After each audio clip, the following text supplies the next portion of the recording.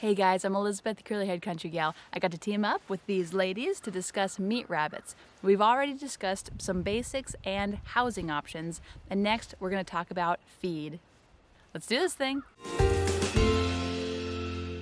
Now there's 4 types of ways that you can feed your rabbits, and so we're going to discuss all 4 of those ways. And I'm going to hear from my guests about a lot of things to feed your rabbits and not to feed your rabbits. And along the way, there's going to be tons of tips that Charity, Donna, and Victoria are going to share with us. So let's hear Charity's tip. I like my rabbits to be on both a little bit because that just gives us a way to be able to go on vacation and make the person who's watching them easy peasy because they don't have to worry about foraging. We've actually gone back and forth and this is again goes back to how I personally like to do rabbits, which is really kind of like go with the flow with what our lifestyle is at the time. So there are times like in the spring where the weather's nice and we haven't been outside, where I am foraging all the time. And, in the first 3-4 months of spring, and like I am foraging and we're not really buying pellets and all sorts of things. As it gets hot, as the feed isn't growing as fast. Well, I love that. That's what I'm trying to do as well. As a matter of fact, right now I'm kind of transitioning more to pellets because we're going to be going on a trip for a while and I want it to be easy for our caretakers.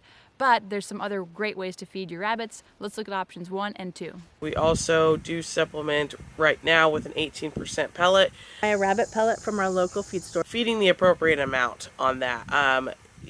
There's only a couple of ounces needed per body weight. If you want to go by cups, dwarf rabbits, it's like half to 3/4 of a cup. Standard size rabbits, about 3/4 to 1 cup. And giants, 1.5 cups, depending on their age and their gender and their breed.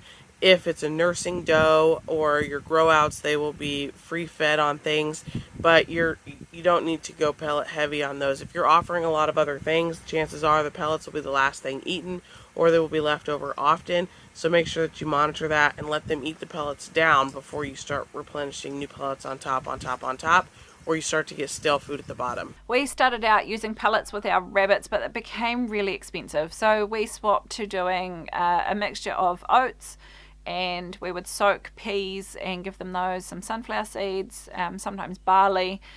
So the third option is to forage for your rabbits. So even if you're not interested in foraging, stick around because these ladies are also going to share some of the things that you shouldn't feed your rabbits if you're just cooking inside and decide to give some scraps to your rabbits. Megan is particularly passionate about foraging, so I'm going to let her kick things off.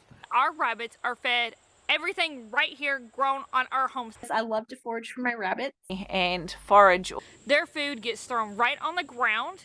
They can eat what they want, scratch around in it. Anything they don't gets left on the ground.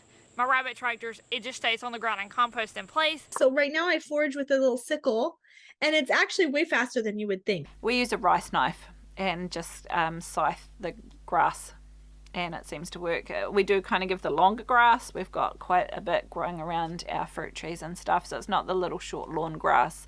It's sort of the more thicker, more robust, but it's just grass. Now, one comment I get from a lot of rabbit owners who are working on transitioning into an all-forage diet is, my rabbits won't eat the grass I give them.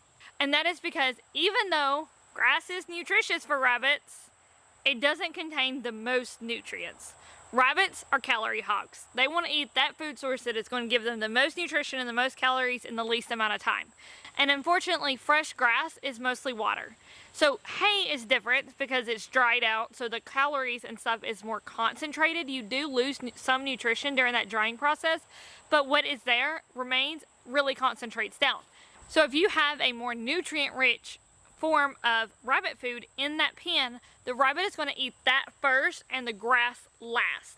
So if you are feeding grasses, look for high quality forage grasses. However, if they still won't eat fresh grasses, just go through, cut those grasses down with like a sickle, a weed eater, just trimmers or whatever you can to get them in long pieces. You don't want mower grass, not like that. You want long pieces, and then dry it out and then feed it to your rabbits, and they are more likely to eat it at that point.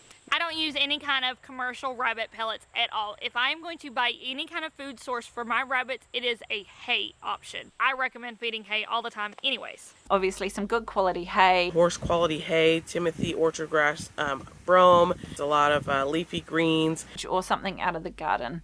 Veggie scraps from the garden. Barley fodder is actually something that's worth doing if you have the setup for doing fodder. A 7-day-old barley fodder has about a 20% protein content and pretty much has all the minerals and stuff that a rabbit would need. So it's kind of almost the perfect food. It is just a wee bit labour intensive to actually set it up and get it going. But it is a good way of getting a lot more feed out of the grain that you're buying. Things that we feed to our rabbits are different kinds of herbs. We do a lot of herbs with our rabbits. They're very good medicinally, but they are also very good nutritionally. We also feed different wild weeds that I forage. Tree leaves and tree limbs are very, very important to help wear down your rabbit's teeth, but they also are very good nutritionally. Woods. I also cut down the tree limbs and stuff and dry them as tree hay for feeding my rabbits during the winter. Right now, one of the first things I forage for is blackberry, because blackberry is anti-coccidiosis. I love to forage kudzu for them. Get this, it grows a foot a day. Okay, so we've heard lots of things that they can and can't eat. Let's get a few tips. Fruits realistically should only be less than 10% of their diet, whereas hay would be 75% of their dry diet. Leafy greens, 75% of their actual forage diet. So being able to gauge those things is going to be a huge deal. I actually have a book which I go over feeding extensively that is available as a PDF. So what we mostly did was, it was eyeballing it really, but you know how big a rabbit is? Yeah. We would give them between that size and twice that size, depending on if you're sort of maintaining or if they were pregnant or if they're feeding or whatever. And not smashed down, just that no, much. Because we were cutting it with a rice knife and carrying it in our hands, so it was sort of, Perfect. And they always had hay, so they were never starving. So we often would supplement them with some oats or some soaked peas, or sometimes all of the above. Just half a cup each. Yep. Because it was a colony and they were all in together, we just kind of estimated, and if there was stuff left over the next day, we gave them too much. It depends how nutrient dense the stuff is as well. If you're doing some kind of tubery thing like some carrots or whatever, obviously you don't want to give them boatloads of them because they're quite sugary, but you can certainly give them some. They're obviously going to be more dense in calories than grass. In the winter, what we did is we went to our feed and seed store and we got winter cover crop. So it had alfalfa, some mustard green, some broccoli greens. It had several things. It was just a blend from our seed. Well, actually, no, it was from online. I'll have to look up the. Yeah, that'd be great. And I just got a little bag and I just sowed that in my yard. And it didn't freeze with the freeze. It didn't die with the dye. It stayed super green and grew in the winter. So we had this lush grass. That is such a good idea. All winter. I have found that in the wintertime, rabbits are more active, again, the fur coat thing, than the summertime. But even still, their diets, for me, have remained exactly the same. So far we've heard about pellets, a do-it-yourself seed/grain mix, and foraging. Let's see what option 4 is. This is actually what I'm doing. All of the above. Now let's turn our attention to some things that you shouldn't feed your rabbits with, again, another helpful tip. They tend to have this innate knowledge of what they need, because I never just forage one kind at one time. What I have found, if you give them enough variety, you don't even have to worry about some of them poisonous for the rabbits because they'll eat around it. Yeah, but if they're super hungry and that's all there is, they might end up eating it, and then you've got a problem. And you, as the rabbit owner, you can kind of tell. You'll see, like, what are they gobbling first? What are they liking the most of? And then you're going to go forage more of that. Now, there are some things your rabbit absolutely cannot eat, and there are some things you should never, ever, ever have around your rabbits. The number one thing that I see rabbit owners make as a mistake is cedar. You do not want cedar bedding. You do not want to feed them cedar limbs. Anything that has to do with cedar, avoid it around your rabbits. Cedar contains a toxic level of phenols. Even cedar bedding sold at pet stores. This will make your rabbits very, very sick. The actual head of broccoli itself, these are, they're gassy foods or foods that are hard to digest. Another tree that you want to avoid around rabbits, or basically any kind of animals, is a yew tree, and that is because it is toxic. And even if you cut it down and let it dry, it becomes more toxic over time. Corn, iceberg lettuce. Some sources that are kind of iffy on the safe to feed are things from a stone fruit tree. Stone fruits, they do contain cyanide in that pit. They cannot be given the wood from those trees fresh. Like peaches would need to be dried. I believe it's at least a month. So for us, we just do avoidance. Things like a peach, a cherry, nectarine, anything with one solid seed in the center. Don't feed that tree limbs or leaves or anything to your rabbits immediately. Those have to set out and dry. Avocado. It will kill your rabbit. But the good thing with rabbits is while there are some things you never ever ever want to have around your rabbits, the majority of things are okay. Rabbits have the ability to detoxify a lot of substances that we think are toxic. Additionally, a lot of substances need to build up in a rabbit before it makes them sick. One substance is called oxalic acid.